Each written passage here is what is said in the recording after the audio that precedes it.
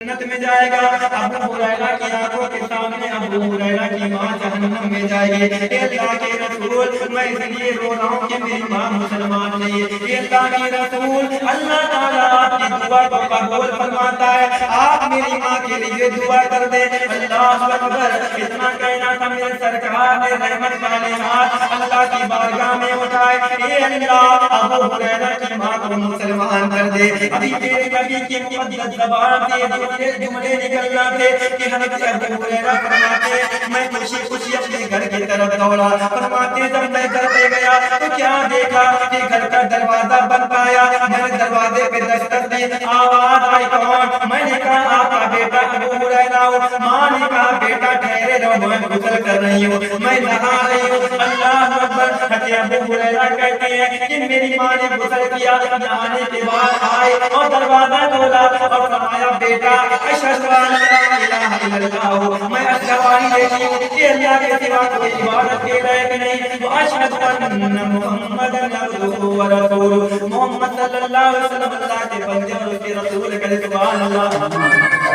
اللہ اکبر، حضرت ابو ہریرہ رضی اللہ تعالیٰ عنہ کی ماں فوراً مسلمان ہوئے، سرکار کی خدمت میں دوڑے دوڑے آئے، اب خوشی کے آنسو چھلک پڑے، اب خوشی کے آنسو نکل پڑے، فرمایا اے اللہ کے رسول مبارک ہو آپ کو، آپ کی دعا سے اللہ نے میری ماں کو مسلمان کر دیا، کہ سبحان اللہ۔ تو جو نبی ابو ہریرہ کی ماں کو دعا کر کے مسلمان کر دے، کوئی ماں کا لال دکھا نہیں سکتا کہ کہیں ابو طالب کے لیے دعا کرو۔ نبی نے کہا تھا کہ ایمان لیا، لیکن نبی نے کہیں دعا نہیں کری تھی، اگر دعا کر دیتے تو ابو ہریرہ کی ماں ایمان لیا ہے تو یہاں تک کہ ابو طالب کے لیے ایمان لانا مشکل کام تھا، لیکن اللہ کا حکم نہیں تھا کہ دعا کرو۔ اب جو لوگ کہتے ہیں کہ نبی کو اگر اختیار دے اپنے سچا کو مسلمان کر دیتے تو ان سے کہہ دو اللہ کو اختیار ہے نا، اللہ نے ابھی سجدہ نہیں کرا لیا ہے، نہیں اللہ کو اختیار ہے، اللہ کی مرضی سجدہ نہ کرے تو اللہ کی مرضی سے سجدہ نہ کرے تو نبی نے زبان سے کہا جیسے اللہ نے کہا سجدہ کر لے لیکن اللہ کی مرضی سے نہ کرے، جنت سے نکالنا تھا، تو اسی لیے نبی نے زبان سے کہا تھا ابو طالب کے سچا ایمان لے آؤ، لیکن نبی کی مرضی سے ایمان نہ لائے۔ اگر نبی کی مرضی ہوتی تو ایک مرتبہ دعا کرتے فوراً ایمان لیا، دعا کر دیا اللہ یا تو مکے میں ابو لہب کو یا تو عمر کو، دونوں میں سے ایک کو مسلمان کر دے، تو نبی نے دونوں میں سے ایک کے لیے دعا کرے تو حضرت عمر ایمان لیا۔ موضوع آج یہ نہیں ہے، اگر موضوع پیدا ہوتا نا تو اسی پر بولتے کہ دیکھو اللہ کی کتنا نبی کو اختیار ہے، کتنا پاور دیا کہ نبی نے جب دعا کرے دونوں کرے تو کہ اللہ کا ایمان لیا تو حضرت عمر ایمان لیا تھا، نبی دونوں کے لیے دعا کرتے تو دونوں ایمان لیا۔ ایک مرتبہ ابو لہب کڑیاں لے کر کے آیا کہ اگر نبی ہو تو میری مرضی بتاؤ کیا ہے۔ کچھ لوگ کہتے ہیں کہ نبی کو پہلے نہیں تھا، وہ کافر تھا، مسلمان نہیں تھا، لیکن اس کا بھی ایک غلط جو نبی اپنا چھپی ہوئی چیز کو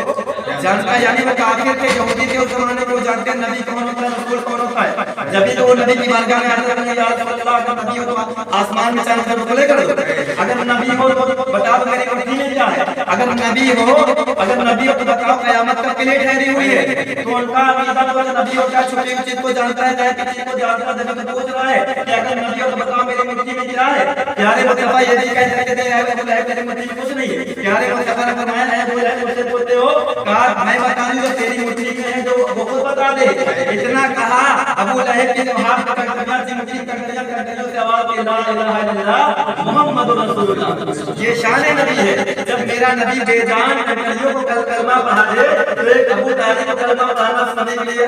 مشکل کام تھا، بالکل آسان کام تھا میرے نبی۔ اگر میرے نبی ایک مرتبہ دعا کرتے تو ابو لہب کیا یہاں تک کہ ابو طالب بھی ایمان لاتے۔ ساری کائنات کا جو ہندو ہے ایک بھی ہندو نہ تو ساری کائنات کا مسلمان ہو۔ درود پاک پڑھیے، اللہم صل علی محمد صلو علیہ وسلم، رسول اللہ